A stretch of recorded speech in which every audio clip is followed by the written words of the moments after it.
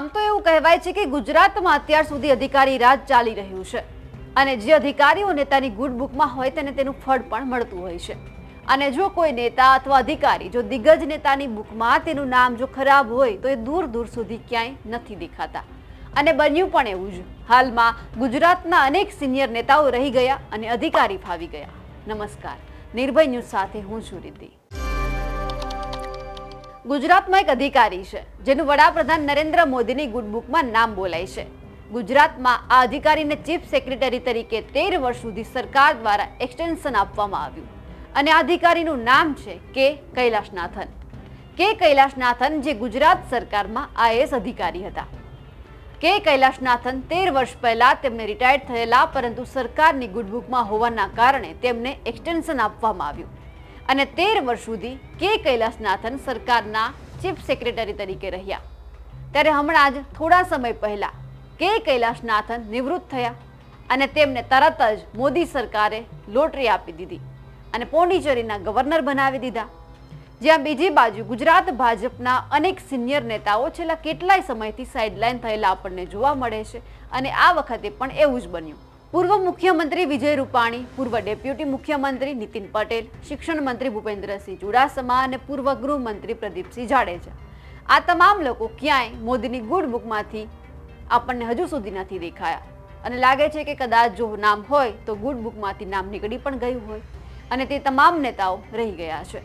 આ નેતાઓ કેટલાય સમયથી રાહ જોવે છે કે તેમને કોઈ સારી જગ્યાએ જવાબદારી સોંપવામાં આવે, પરંતુ એવું લાગતું નથી કે તેમને કોઈ જવાબદારી આપવામાં આવે। પરંતુ ક્યાંક ને ક્યાંક એવું બને છે કે આ નેતાઓ કંઈક બફાટ કરી દે અને ભાજપની છબી ખરડી નાખે છે, કારણ કે ગુજરાત ભાજપનું ગઢ મનાય છે। અહીં અનેક સિનિયર નેતાઓ છે જે સારા હોદ્દાને લાયક છે, પણ કંઈક ને કંઈક બફાટ, કામ કરવાની ક્ષમતા, આ બધા કારણોને લીધે જ્યાં છે ત્યાં જ રહી જાય છે। હજુ તો વિધાનસભાની ચૂંટણીને વાર છે, પણ સ્થાનિક સ્વરાજ્યની ચૂંટણી નજીકમાં છે, તો આ જૂના જોગીઓને લાલચ છે કે ક્યાંક ભાજપ હવે આપણું ગોઠવી દેશે, પણ એવું લાગતું નથી, કારણ કે છેલ્લા ઘણા સમયથી આ બધા જ જૂના જોગીઓ ઘરે બેઠા છે। લોકસભાની ચૂંટણીમાં પણ તેમને કોઈ જ સારી કામગીરી આપવામાં નહોતી આવી, ફક્ત ને ફક્ત પ્રચાર કરવા માટે તેમનો ઉપયોગ કરવામાં આવ્યો હતો।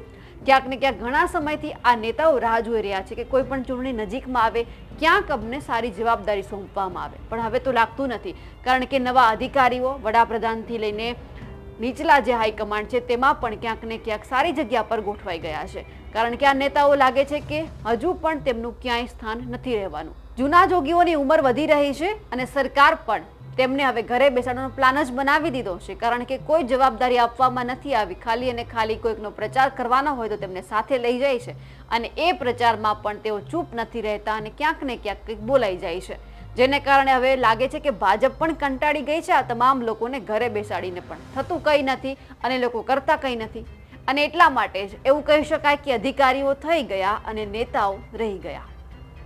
અમારા અહેવાલ વિશે તમારું શું કહેવું છે કમેન્ટ કરીને ચોક્કસથી જણાવજો। સાથે જ નિર્ભય ન્યૂઝને લાઇક, શેર અને સબસ્ક્રાઇબ કરવાનું ભૂલશો નહીં। નમસ્કાર।